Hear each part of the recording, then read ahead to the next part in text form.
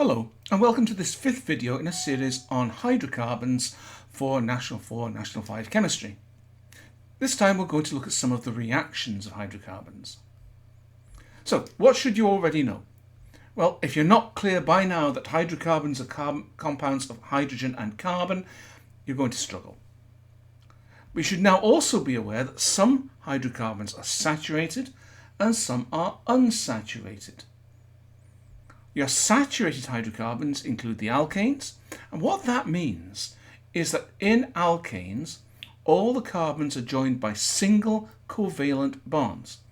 That is, each pair of carbons is linked by a shared pair of electrons and only a single shared pair of electrons. The same is true of the cycloalkanes, single bonds only. In an unsaturated hydrocarbon, however, there is at least one double, or I should say multiple bond. The alkenes, for example, contain a double bond.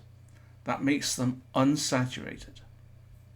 Okay, let's deal first of all with one of the most important reactions of hydrocarbons, and that's combustion. It's important because this is what powers cars, lorries, aeroplanes. We burn hydrocarbons in engines. And when hydrocarbons burn, they form carbon dioxide and water. Because they're made of hydrogen and carbon, so they'll form hydrogen oxide and carbon dioxide. Now I should mention, the flammability of hydrocarbons varies from one to another. Your small hydrocarbons, hydrocarbon molecules with only one or two or three carbons, they're very flammable. But as you increase the number of carbon atoms in a hydrocarbon molecule, the flammability falls off really quite quickly. Okay, let's give an example. Methane and oxygen gives carbon dioxide and water. That's what goes on in a Bunsen burner. Right, let's have a look at some formulas. You should know how to write the formulas for alkanes. There's CH4, that's methane. Okay, oxygen is diatomic, it's a diatomic element, so and it's O2. Carbon dioxide is a carbon and two oxygens, so that's CO2, and water is H2O. But this equation isn't balanced. Look, you've got four hydrogens here, but you've only got two over here. So we're going to have to put a 2 here to give us our four hydrogens.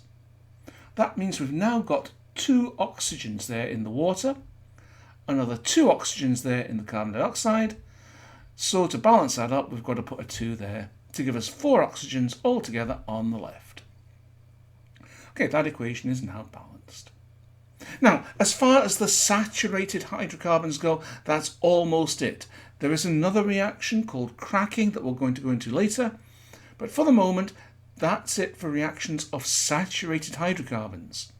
Saturated hydrocarbons are really pretty unreactive. Burning them is about all there is to them. So, we're going to move on to a reaction that occurs with unsaturated hydrocarbons. This is where the alkenes really come into their own. We're going to look at addition. Okay, let's start with ethane. Now notice this is an alkane, it's saturated. Okay, notice single bonds only. There is a single bond between those two carbon atoms. One shared pair of electrons, but that's enough. That's all you need to hold atoms together. One shared pair of electrons. That's a strong covalent bond all on its own. A single shared pair of electrons is enough to hold two atoms together. But when you recall how we introduced alkenes, we thought, what if we get rid of a couple of hydrogens? There we go. And we said what can happen now is it arranges itself like this. Notice you've got a double bond there between the two carbon atoms. You've got two shared pairs of electrons. Now that's more than enough to hold those two carbons together. One would be enough, but it's now got two shared pairs of electrons. But what that means is effectively you've got a couple of spare electrons that could join onto something else without those two carbon atoms breaking up. So let's say we bring in hydrogen chloride.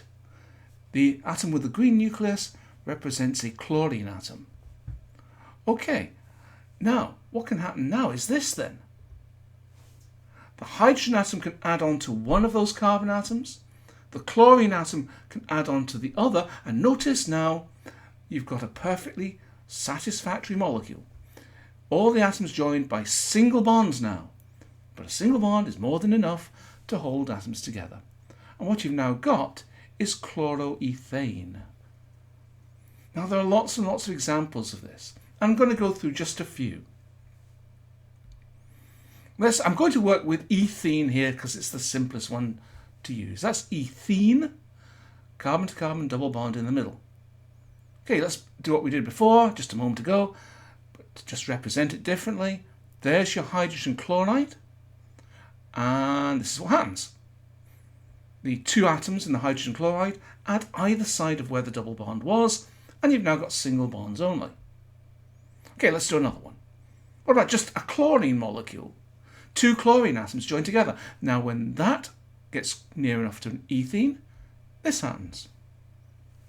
And that's dichloroethane. Don't worry about the names, I'm just showing off.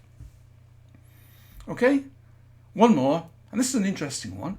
This is water. We can represent that as H and OH. And once again, you get an addition reaction.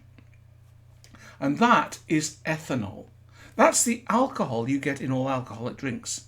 But if we make it like this, we don't tend to use it for drinks, we use it for solvents and lots of other uses. But all these are addition reactions. But notice they can only happen because your alkene has a double bond. And this leads us on to how we test for unsaturation, how we test for double or multiple bonds. Let's take 3 test tubes, each with a hydrocarbon in. And let's make those hydrocarbons hexane, C6H14, an alkane, cyclohexane, C6H12, a cycloalkane, and hexene, again C6H12, an isomer, notice, of cyclohexane, C6H12. This is an alkene. And what we're going to do, into each test tube, we put a little bit of bromine solution. That's bromine dissolved in water, which is a kind of reddy brown colour. And it tends to sit at the bottom of the test tube because water tends not to dissolve in hydrocarbons. So there at the bottom of each test tube you've got a bit of bromine solution, which is red-brown. So we'll give them a shake, we give that a shake, and nothing happens. Give that a shake, and nothing happens. If nothing happens to the last one, this is going to be pointless, isn't it? But in fact, if you shake that, the bromine solution goes colourless.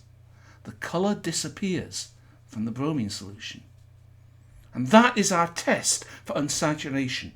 Unsaturated compounds decolorise bromine solution. Let's look at why.